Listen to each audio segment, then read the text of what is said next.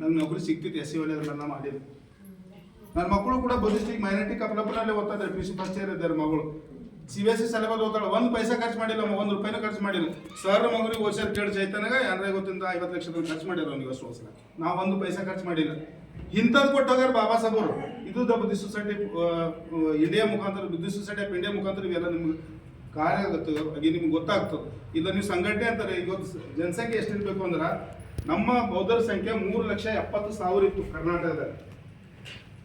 20 ಈಗ ಖಾಲಿ 97,000 ಬಂದಿತ್ತು ಸರ್. ಹೇಳ್ತೀವಿ ನಾವು ಪ್ರತಿಯೊಂದು ಊರಲ್ಲಿ ಅಂಬೇಡ್ಕರ್ ಜಯಂತಿ ಮಾಡ್ತಿದ್ದೇವ್ರಿ, ಪ್ರತಿಯೊಂದರಲ್ಲಿ ಬುದ್ಧಿವಾರ ಕಟ್ಟಿದ್ದೇವ್ರಿ, ಪ್ರತಿಯೊಂದು ನಾವು ಧರ್ಮ ಚಟುವಟಿಕೆ ನಮ್ಮ ಹಿರಿಗಳೆಲ್ಲ ಇದ್ದಾರೆ.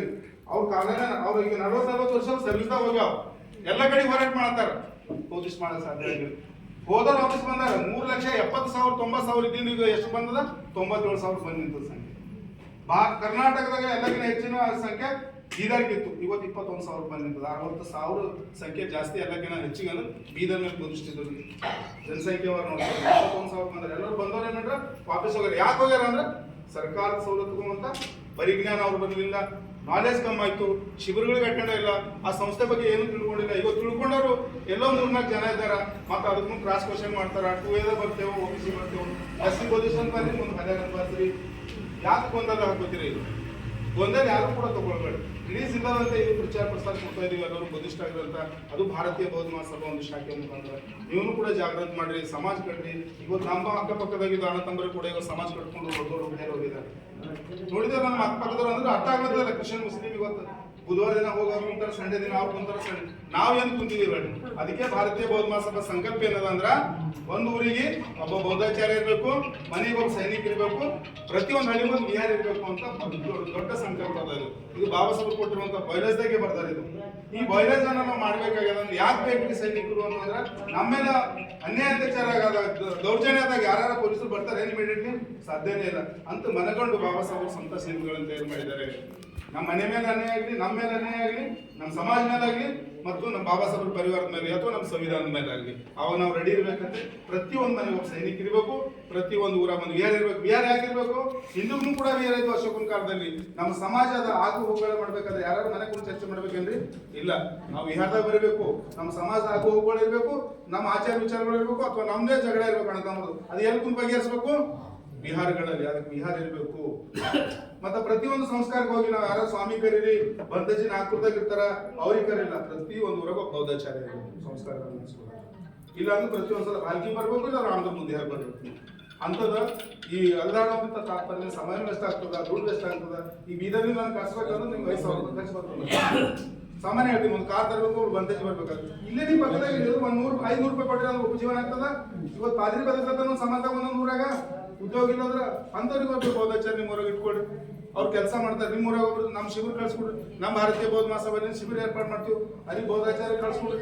ಆ ಎಲ್ಲ ಮದಿ ಮುಂಜಿ ಹಿಡ್ಕೊಂಡು 14 ಸಂಸ್ಕಾರ ಹುಟ್ಟಿ ನಡುಗು ಸಾಯಿವರೆಗೂ ಪುಣ್ಯ ಅನುಮೋದನೆ ಇರ್ತದ, ಅಲ್ಲಿವರೆಗೂ ಸಂಸ್ಕಾರನ ನಡ್ಸ್ಕೊಳಕ ಬಂತೇಜಿ ಹಿಂದರು ಕೂಡ ಇದ್ರ ಒಳ್ಳೆಯದು. ಇಲ್ಲಿನ ಅಂದ್ರೂ ಕೂಡ ಬೌದ್ಧಾಚಾರ್ಯಗಳನ್ನ ನಡೆಸ್ಬೇಕಂತ ನಿಯಮ ಅದ.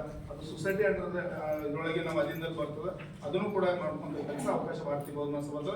ಇನ್ನೂ ಕೂಡ ಮೊದಲಿಗೆ ಹೇಳ್ತೀವಿ, ನಿಮಗೆ ನಾವು ಅನುಮೋದನೆ ಕೊಡೋದಕ್ಕಿಂತ ಮುಂಚಿತವಾಗಿ ಯಾರು ಅಧ್ಯಕ್ಷ ಆಗ್ಲತ್ತೀರಿ ಅವ್ರಿಗೆ ಕಟ್ಟುನಿಟ್ಟಾಗಿ ನಮ್ದು ಒಂದು ಆದೇಶದ, ನೀವು ಕಾರ್ಯಕರ್ತ ಶಿಬಿರ ಕಂಪಲ್ಸರಿ ಮಾಡಲೇಬೇಕು. ಯಾಕಂದ್ರೆ ಅವ್ರು ಕಾರ್ಯಕರ್ತ ಶಿಬಿರ ಮಾಡಿದ ಕಡಿದೆ ಗೊತ್ತ ಅವ್ರ ಸೊಸೈಟಿಗೆ ಸರಿಯಾಗಿ ನಡೆಸ್ಕೊಳ್ಳೋಕೆ ಸಾಧ್ಯ ಇಲ್ಲ. ಅಲ್ಲಿ ಏನ್ ಮಾಡ್ತೀವಿ ಅಂದ್ರೆ ನಿಮ್ಗೆ 4 ವಿಭಾಗಗಳವ: ಸಂಸ್ಕಾರ ವಿಭಾಗ, ಸಂರಕ್ಷಣಾ, ಪ್ರಚಾರ, ಪ್ರೇರಣಾ, ಮಹಿಳಾ ವಿಭಾಗ. ಈ 4 ವಿಭಾಗ ನಿಮ್ಮ ಹಕ್ಕು ಮತ್ತು ನಿಮ್ಮ ಕರ್ತವ್ಯ ಬಗ್ಗೆ ಕಲ್ಸ್ಕೊಡ್ತೀವಿ, ಸಂಸ್ಥೆ ಬಗ್ಗೆ ಕಲ್ಸ್ಕೊಡ್ತೀವಿ. ಇವತ್ತು ಯಾರು ಭಾರತೀಯ ಬೌದ್ಧ ಸಭಾ ಫೇಲ್ ಆಗ್ಲತ್ತದ ಅಂತಂದ್ರೆ ಆ ಕಾರ್ಯಕರ್ತ ಶಿಬಿರ ಆಗಲಿಲ್ಲ, ಕ್ಯಾಂಪ್ ಆಗಲಿಲ್ಲ ಅಂದ್ರೆ ಸೊಸೈಟಿ ಬಗ್ಗೆ ಮಾಹಿತಿ ಇಲ್ಲ, ಮಾಹಿತಿ ಇಲ್ಲ ನೀವು ಕೆಲಸ ಬಿಟ್ಬಿಡ್ತೀವಿ. ಅದಕ್ಕೆ ಪ್ರತಿಯೊಂದು ಊರಾಗ ನೀವು ಇಲ್ಲೇ ಸಾಕು, ನಮ್ಗೆ ಏನ್ ಮಾಡೋದಿಲ್ಲ. ಕೇಂದ್ರ ಶಿಕ್ಷಕರು ಸರ್ ಬರ್ತಾರೆ, ನಾ ಬರ್ತೀವಿ, ನೀವು ಬರ್ತಾರೆ, 4 ಜನ ಬರ್ತೀವಿ.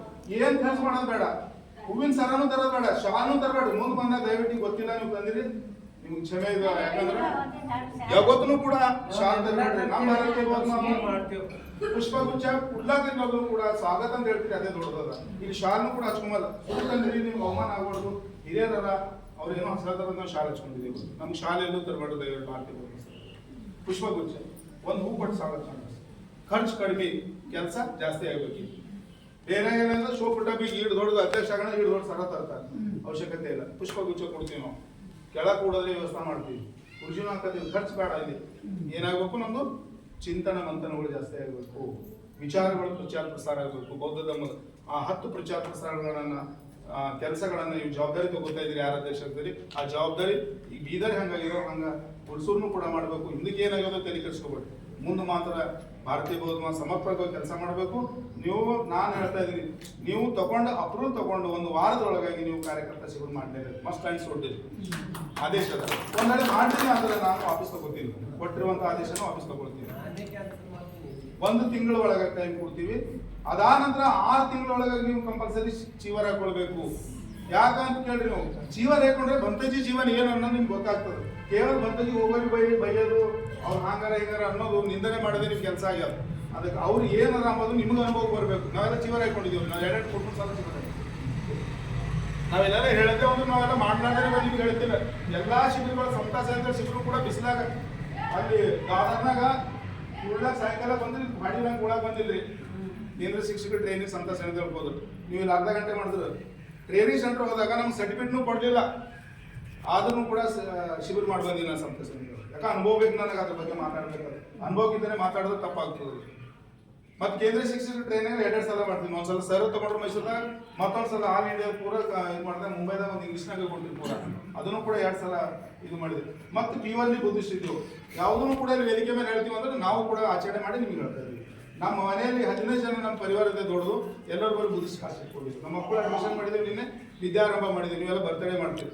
ನಮ್ಮ ಮಕ್ಕಳಿಗೆ 3 ವರ್ಷ ಆದ ತಕ್ಷಣ ನಮ್ಮ ತಮ್ಮನ ಮಗನಿಗೆ ಇನ್ನು ಶಾಲೆಗೆ ದಾಖಲೆ ಮಾಡೋದಿತ್ತು. ಮುಂಜಾನೆ ಸರ್ರಿಗೆ ಹೇಳಿದ, ಸರ್ ನಾಳೆ ಇಟ್ಕೊಂಡ್ರಿ ಕ್ಯಾನ್ಸಲ್ ಮಾಡಿ, ನಮ್ಮ ಮನೆ ತಮ್ಮನ ಮಗನ ವಿದ್ಯಾರಂಭ ಕಾರ್ಯಕ್ರಮ ಇಟ್ಕೊಂಡಿನಿ. ಅದು ಬೌದ್ಧ ಧರ್ಮದ ಬಂಧಜಿಗಳು ಕರೆಸಿ ಸಂಸ್ಕಾರ ಕೊಟ್ಟು ಶಾಲೆ ದಾಖಲೆ ಮಾಡಿ ಶಾಲೆ ಕಳಿಸ್ತೀವಿ. ಅದೊಂದು ಸಂಸ್ಕಾರ ಇರ್ತದೆ.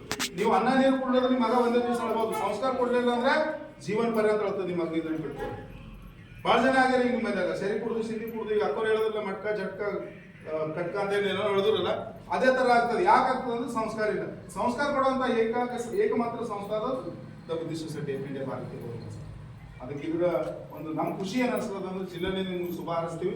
ಇಲ್ಲಿ ನೀವು ಮುಂದೆ ಬಂದಿದ್ದು ಕೆಲಸ ಮಾಡಕ. ಭಾಳ ದಿನ ದತ್ತ ಅವ್ರನ್ನು ಕೂಡ 3 ತಿಂಗಳ ಕೆಳಗೆ ಫೋನ್ ಮಾಡಿದ್ರು. ಹಿರಿಯರೆಲ್ಲ ವೇದಿಕೆ ಮೇಲೆ ಬಂದ್ಬಿಡಿ ಸರ್, ಇದೆಲ್ಲ ಮಾರ್ಗದರ್ಶನ ಇವತ್ತು ನಾವು ತಗೋತಾ ಇದ್ದೀವಿ. ಇದು ಕಾರ್ಯಚಟುವಟಿಕೆಗಳು ಕೇವಲ ಪೇಪರ್ದಾಗ ಇದು ಅಧ್ಯಕ್ಷ ಇರಬಾರ್ದು. ಇದು ಇವತ್ತಿನ ಕಾಡಿಗೆ ತನ ಮನ ಪ್ರತಿ ರಕ್ತದಲ್ಲೂ ಕೂಡ ಬುದ್ಧಿಸ್ಟ್ ಸೊಸೈಟಿ ಈಗ ನಮ್ಗೆ ಅದೇ ಅನಿಸ್ತಾ ಇದೆ. ಕೆಳಗಿನ ಬುದ್ಧಿಸ್ಟ್ ಸೊಸೈಟಿ